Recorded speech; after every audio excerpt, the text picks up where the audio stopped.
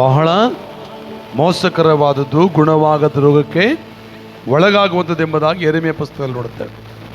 ಆದರೆ ತೆಗೆದುಕೊಂಡು ಇಬ್ರಿಯ ಪತ್ರಿಕೆಯಲ್ಲಿ ಬರುವಾಗ ನಿಜವಾಗಿ ಹೃದಯದ ಬೆಲೆ ಎಷ್ಟು, ಹೃದಯದ ಸಾಮರ್ಥ್ಯ ಎಷ್ಟು, ಹೃದಯವನ್ನು ಹೇಗೆ ಇಟ್ಕೊಳ್ಬೇಕು, ಹೃದಯವನ್ನು ಹೇಗೆ ಕಾಪಾಡಿಕೊಳ್ಳಬೇಕು ಎನ್ನುವಂಥ ಸತ್ಯವನ್ನು ನಾವು ಕೇಳಿಸ್ಕೊಂಡಿದ್ದೇವೆ. ಆಮೆನ್. ಗಟ್ಟಿಗಣ ಹಲ್ಲೆಲೂಯ, ಜೋರ ಹಲ್ಲೆಲೂಯ. ಕೆಲವು ಸಾರಿ ನಾವು ನಮ್ಮ ಹೃದಯ ಮನಸ್ಸಾಕ್ಷಿ ಹೇಳ್ತಾರೆ, ಬಹಳ ಮುಖ್ಯ. ಹೃದಯ, ಆತ್ಮ, ಮನಸ್ಸಾಕ್ಷಿ, ಆಮೇಲೆ ಮನಸ್ಸು, ದೇಹ, ಇಷ್ಟು ವಿಷಯಗಳ ಬಗ್ಗೆ ಅವರು ಮೊದಲು ಮಾತನಾಡಿದರು.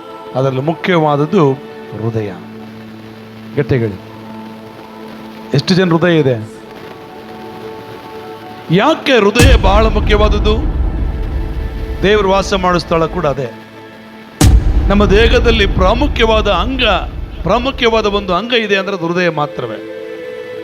ಆಮೇಲೆ ಒಂದು ಕಿಡ್ನಿ ಫೇಲ್ಯೂರ್ ಆದರೂ ಕೂಡ ಮನುಷ್ಯ ಬದುಕ್ತಾನೆ ಅಲ್ಲ, ಒಂದು ಕಾಲು ಎಲುಬು ಮೂಳೆ ಕಟ್ಟಾದ್ರೂ ಕೂಡ ಮನುಷ್ಯ ಬದುಕ್ತಾನೆ. ಹೃದಯ ಫೇಲ್ ಆದರೆ, ಹಲೋ, ಒಂದು ಕಿಡ್ನಿ ಇಲ್ಲಾಂದ್ರೆ ಮತ್ತೆ ಬೇರೆ ಟ್ರಾನ್ಸ್ಫರ್ ಕಿಡ್ನಿ ಹಾಕ್ಬೋದು, ಆ ಹೃದಯವನ್ನು ಬೇರೆ ಹೃದಯ ಹಾಕ್ಲಿಕ್ಕೆ ಆಗುತ್ತಾ? ಬಹಳ ಕಠಿಣ. ಇವತ್ತು ಯಾಕೆ ಹೃದಯದ ಬಗ್ಗೆ ದೇವರ ಸೇವಕರು ಮಾತ್ರ ಒಂದ್ಸರಿ ಯೋಚನೆ ಮಾಡಿ, ನನ್ನ ಹೃದಯ ನಾನು ಹೇಗೆ ಇಟ್ಟುಕೊಂಡಿದ್ದೇನೆ? ನನ್ನ ಹೃದಯವನ್ನು ನಾನು ದೇವರಿಗೆ ಮೆಚ್ಚುಗೆ ಅಂತ ಇದ್ದೀನಾ, ಇಲ್ಲಿ ಸುಮ್ಮನೆ ತೋರ್ಗಣಕ್ಕೆ ಜನರು ನೋಡ್ಬೇಕಂತ ಇದೆಯೇನಾ? ಹಲ್ಲೆಲೂಯಾ.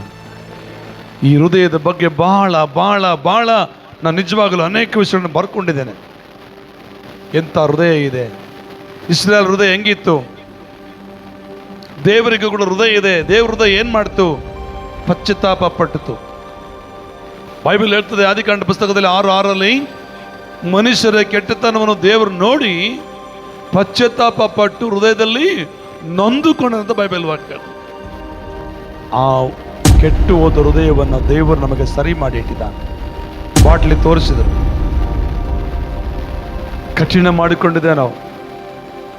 ದೇವ್ರ ವಾಕ್ಯಕ್ಕೆ ವಿರುದ್ಧವಾಗಿ ಏನ್ ವಾಕ್ಯ ಕೇಳ್ತಿ ಹೇಳು, ಇವ್ರು ಹೇಳದ್ ಬಿಡ, ಹೇಳದ್ ಬೇರೆ, ಇದನ್ನೇ ಈ ರೀತಿ ಇಸ್ರಾಯೇಲ್ರು ಕೂಡ ಕಠಿಣ ಪಡಿಸ್ಕೊಂಡ್ರಲ್ಲಿ. ಹಲ್ಲೆಲೂಯಾ. ಇವತ್ತು ನಿನ್ನ ಹೃದಯವನ್ನು ನೀನು ಕಠಿಣ ಪಡಿಸ್ಕೊಳ್ತಾ ಇದೆಯಾ? ದೇವರ ವಾಕ್ಯವನ್ನು ಸ್ವೀಕಾರ ಮಾಡ್ತೀಯ? ಕೆಲವರಿಗೆ ಎಷ್ಟು ಸಾರಿ ಹೇಳಿದ್ರು ಕೇಳಲ್ಲ.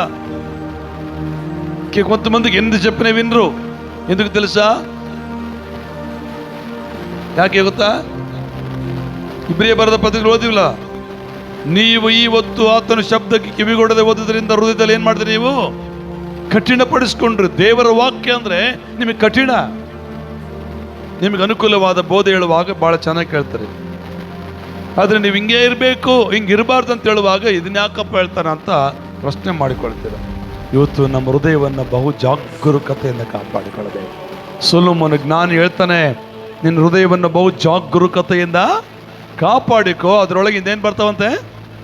ನೀಲಮ್ಮ ಏನು ಬರ್ತಾವ? ಅದರೊಳಗಿಂದ ಬಟಾಣಿ ಬರ್ತಾವ, ಬಾಳೆಹಣ್ಣು ಬರ್ತಾವ.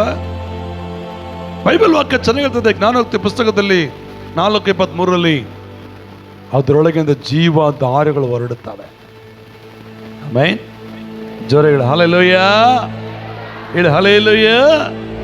ಜೀವಧಾರೆಗಳು ಹೊರಡಬೇಕಂದ್ರೆ ನಮ್ಮ ಹೃದಯವನ್ನು ಏನು ಮಾಡ್ಬೇಕು? ನಾವು ಕಾಪಾಡಿಕೊಳ್ಳಬೇಕು. ಬಂದ್ರು ಅವರು ಕೇಡಾಗದಂತೆ, ಬಿಸಿಲು ಬಂದ್ರು ಅವರು ಬಿಸಿಲು ಬೆಳೆದಂತೆ, ಕತ್ತಲಾದರೂ ಅವರ ಕಾಲು ಕತ್ತಲಲ್ಲಿ ಯಾವುದೋ ಕುಣಿಯಲ್ಲಿ ಬೀಳಬಾರ್ದು ಎಂಬುದಾಗಿ ಮೇಘಸ್ತಂಭವಾಗಿ, ಅಗ್ನಿಸ್ತಂಭವಾಗಿ, ಬಂಡೆಯನ್ನು ಸೀಳಿಸಿ ನೀರು ಕೊಟ್ಟು ಸಮುದ್ರನ ನಡುಭಾಗ ಮಾಡಿ ಅಷ್ಟೆಲ್ಲ ನಡೆಸಿದ್ರು. ಲಾಸ್ಟಿಗೆ ಅವ್ರು ಏನು ಮಾಡಿದ್ರು? ಹೃದಯವನ್ನು ಕಠಿಣಪಡಿಸಿಕೊಂಡು ಮೋಸ ಮೇಲೆ ವಿರುದ್ಧವಾಗಿ ಮಾತನಾಡಿದ್ರು, ದೇವರಿಗೆ ವಿರುದ್ಧವಾಗಿ ನಡ್ಕೊಂಡ್ರು. ದೇವರು ಕೋಪ ಅವರ ಮೇಲೆ ಬಂತು. ಕಾರಣ ಏನು ಗೊತ್ತಾ? ಅವ್ರ ಹೃದಯವನ್ನ ಕಠಿಣ ಮಾಡಿಕೊಂಡು. ದೇವರ ಕೋಪ ಅವ್ರ ಮೇಲೆ ಬರ್ಲಿಕ್ಕೆ ಕಾರಣ ಏನು? ಹಿಂಗಿರ್ಬೇಕು. ದೇವರ ಸೇವಕರು ಹೇಳ್ತಾರೆ, ನೀನು ಹಿಂಗೆ ಮಾಡಬೇಕು, ಇದನ್ನು ಮಾಡಬಾರ್ದು, ಇಲ್ಲಿಗೆ ಹೋಗ್ಬೇಕು, ಇಲ್ಲಿಗೆ ಹೋಗಬಾರ್ದು ಹೇಳ್ತಾನೆ ಇರ್ತಾರೆ.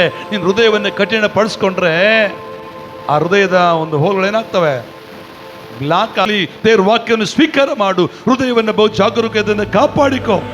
ಅಲ್ಲಿ ನೋಡ್ತೇವೆ, ಕೆಟ್ಟ ದೊಡ್ಡವನಾಗಿದ್ದು ಎಲ್ಲವನ್ನ ಬಲ್ಲವನಾಗಿದ್ದಾನೆಂದು ನಾವು ತಿಳಿದು ದೇವರ ಸಮಕ್ಷಮದಲ್ಲಿ ನಮ್ಮ ಹೃದಯವನ್ನು ಸಮಾಧಾನ ಪಗನಾಗ್ತೀಯ. ಇವತ್ತು ನಮಗೆ ದೇವರ ಸೇವಕರು ಹೇಳಿದ ವಾಕ್ಯ ಏನು ಗೊತ್ತಾ?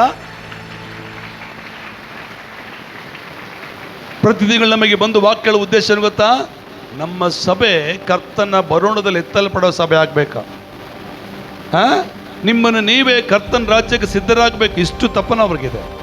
ನಾನು ಪ್ರತಿ ತಿಂಗಳು ಅವ್ರನ್ನ ಯಾಕೆ ಬರ ಮಾಡ್ಕೊಳ್ತಾನೆ? ಅನೇಕ ತಿಳಿಯದ ಇವೆಲ್ಲ ಬೈಬಲ್ ಕಾಲೇಜಲ್ಲಿ ಸಿಗಲ್ಲ ನಮಗೆ. ಈ ವರ್ತಮಾನಗಳು ಈ ವಿಷಯ ಬೈಬಲ್ ಕಾಲೇಜಲ್ಲಿ ಸಿಗುವುದಿಲ್ಲ, ಬೇರೆ ಎಲ್ಲಿ ಯಾವ ಕೂಟದಲ್ಲಿ ಸಿಗುವುದಿಲ್ಲ. ಸ್ವಸ್ಥತೆ ಕೂಟದಲ್ಲಿ ಸಿಗ್ತವೆ, ಅದ್ಭುತಗಳಲ್ಲಿ ಸಿಗ್ತವೆ, ಪ್ರೇಯರ್ ಮಾಡೋ ಅದ್ಭುತಗಳಾಗ್ತವೆ. ಆದರೆ ಪರಲೋಕಕ್ಕೆ ತೆಗೆದುಕೊಂಡು ಹೋಗೋದು ಅದ್ಭುತಗಳಲ್ಲ. ವಾಣಿಗಳನ್ನ ಆಡ್ತಾರೆ, ಅನ್ಯ ಭಾಷೆ ಮಾತಾಡ್ತಾರೆ, ಆದರೆ ವಾಣಿಗಳೆಲ್ಲ ಪರಲೋಕ ತೆಗೆದುಕೊಂಡು ಹೋಗೋದಿಲ್ಲ.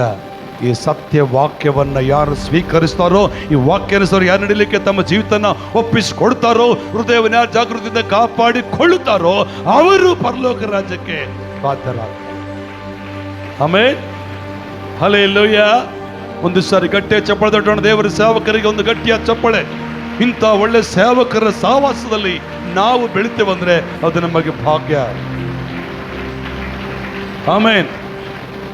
ಇದನ್ನ ಇದೇ ಮಧ್ಯಾಹ್ನ ನಿನ್ನ ಹೃದಯದೊಳಗೆ ದೇವರ ಆತ್ಮನ ಕಾರ್ಯ ಪ್ರಾರಂಭವಾಗ್ತದೆ. ಈ ಮಧ್ಯಾಹ್ನ ದೇವರ ಕಾರ್ಯ ನಿನ್ನ ಜೀವನದಲ್ಲಿ ಪ್ರಾರಂಭವಾಗ್ತದೆ.